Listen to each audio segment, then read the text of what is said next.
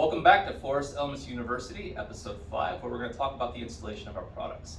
Before we get started, I just want to mention that we have a step-by-step guided installation video available. You can go through our website, or you can go to YouTube and search Forest Elements installation. And I would strongly recommend it for anyone that's doing a first-time install of our products. As we're going to install our products, initially we want to lay out the tiles on the floor. And what we're looking for is to make sure that all the tiles are interlocking correctly and that the color schemes are matching one another on there.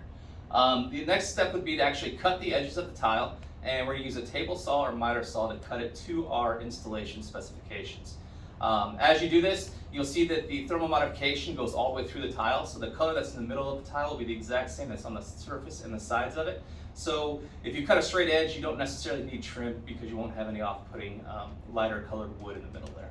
The next step would be to use a 1/4-inch notch trowel to apply the wood construction adhesive that we spoke about in the last session onto the wall. We want to apply that liberally.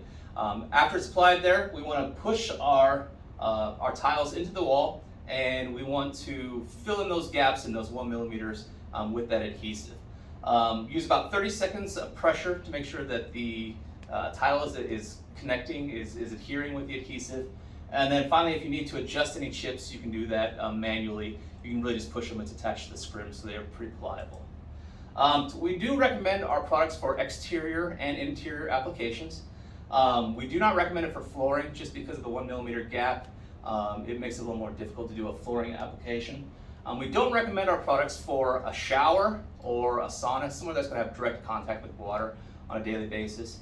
And we also wouldn't recommend it for any wood-burning fireplaces. But if you have a fireplace or stove that has this gas or electric and it has a heat rating of under 220 degrees on the external enclosure, then we would say it would be okay. If they go over 220 degrees, we wouldn't recommend for installation.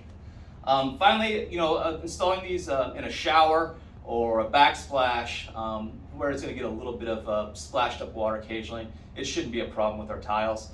And you can also do an installation on the ceiling.